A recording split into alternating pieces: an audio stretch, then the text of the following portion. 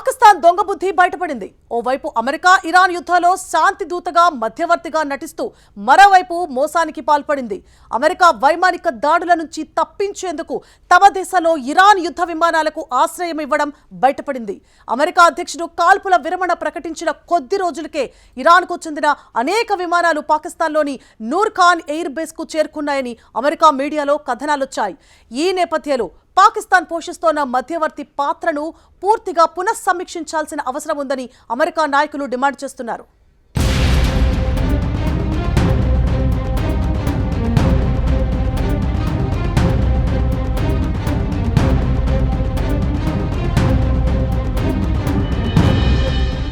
అంతర్జాతీయంగా పాకిస్తాన్ కపట బుద్ధి, ద్వంద్వ వైఖరి మరోసారి ప్రపంచానికి స్పష్టంగా తెలిసిపోయింది. ఒకవైపు అమెరికా, ఇరాన్ మధ్య ఉద్రిక్తతలను తగ్గించేందుకు మధ్యవర్తిగా వ్యవహరిస్తున్నట్లు చెప్పుకుంటూ మరోవైపు ఇరాన్కు సహకరించిందన్న ఆరోపణలు ఎదుర్కొంటోంది. అమెరికా మీడియాలో పాకిస్తాన్ తీరును ఎండగడుతూ కథనాలు వచ్చాయి.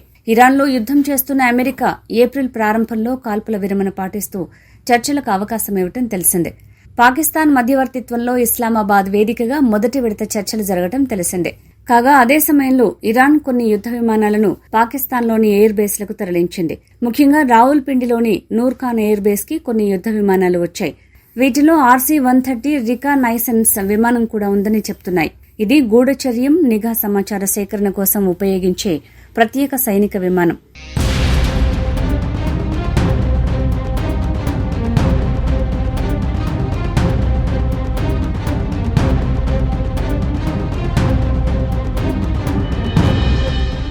అమెరికా వైమానిక దాడుల నుంచి ఇరాన్ తన విమానాలను రక్షించేందుకు పాకిస్తాన్ తన ఎయిర్ ఫీల్డ్లను వినియోగించేందుకు అనుమతిచ్చిందన్న అనుమానాలు వ్యక్తమవుతున్నాయి. ఈ వార్తలు నిజమైతే అమెరికా, ఇరాన్ మధ్యవర్తిగా పాకిస్తాన్ పోషిస్తున్న పాత్రను పూర్తిగా పునఃసమీక్షించాల్సిన అవసరం ఉందని రిపబ్లికన్ సెనేటర్ లిండ్సీ గ్రాహం డిమాండ్ చేశారు.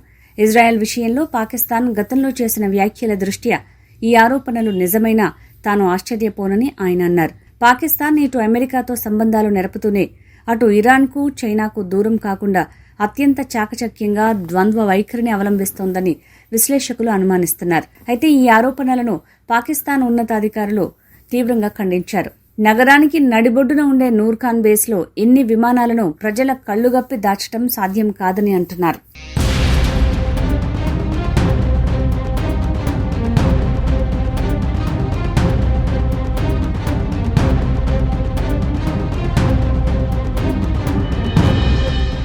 ఇరాన్ యుద్దంలో చైనా కూడా పాకిస్తాన్ తరహాలోనే ద్వంద్వ వైఖరి ప్రదర్శిస్తోందనే చర్చ జోరందుకుంది. ఒకవైపు చర్చలు జరగాలని అంటూనే మరోవైపు ఇరాన్తో ఉన్న వర్తక వాణిజ్య సంబంధాల దృష్ట్యా ఆయుధాల్ని సరఫరా చేస్తోందన్న ఆరోపణల్ని చైనా ఎదుర్కొంటోంది. పాకిస్తాన్ దాదాపు 80% సైనిక సామాగ్రి, యుద్ధ వ్యవస్థలు చైనా నుంచే దిగుమతి చేసుకుంది. ఈ నేపథ్యంలో ఇరాన్కు పరోక్ష మద్దతు ఇస్తున్న చైనా ఒత్తిడితోనే పాకిస్తాన్ ఈ నిర్ణయం తీసుకుని ఉండొచ్చన్న అభిప్రాయాలు వినిపిస్తున్నాయి. కేవలం పాకిస్తాన్లోనే కాకుండా పొరుగున ఉన్న ఆఫ్ఘనిస్తాన్కి కూడా ఇరాన్ తన పౌర విమానాలను తరలించినట్లు ఈ నివేదిక పేర్కొంది. యుద్దం ప్రారంభం కావడానికి కొద్దిసేపటి ముందే ఇరాన్కు చెందిన మహాన్ ఎయిర్ పౌర విమానం కాబూల్లో దిగిందని చెప్తున్నారు. అయితే తాలిబన్లు ఈ వార్తల్ని పూర్తిగా ఖండించారు. ఆఫ్ఘనిస్తాన్లో అలా చేయాల్సిన అవసరం కూడా లేదని స్పష్టం చేశారు.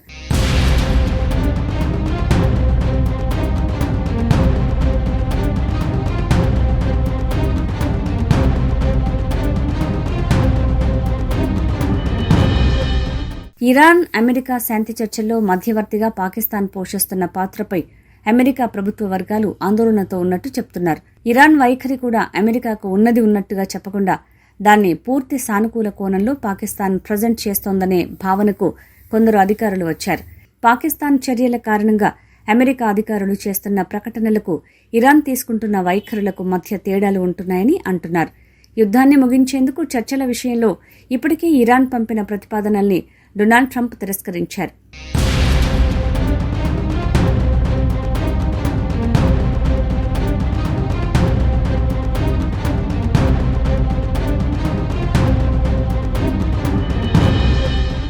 శాంతి చర్చల స్థితిపై దేశ అధ్యక్షుడు ట్రంప్ అసంతృప్తిగా ఉన్నారనే విషయాన్ని ఇరాన్కు పాకిస్తాన్ తెలియజేస్తోందా లేదా అనే దానిపైన ఇప్పుడు అమెరికా ప్రభుత్వ వర్గాలు అనుమానాలు వ్యక్తం చేస్తున్నాయి.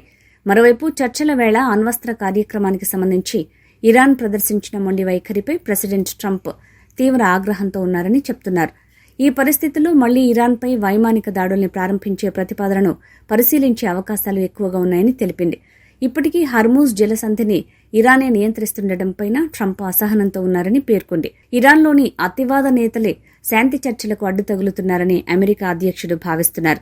అమెరికా ఇరాన్ మధ్య కుదిరిన కాల్పుల విరమణ ఒప్పందం ఇప్పుడు వెంటిలేటర్పై ఉందని ట్రంప్ అంటున్నారు. ఇరాన్ గతంలో ఎన్నడూ లేనంత బలహీనంగా ఉందని, ఆ దేశ ప్రతిపాదన చెత్త ముక్కతో సమానమని వ్యాఖ్యానించారు.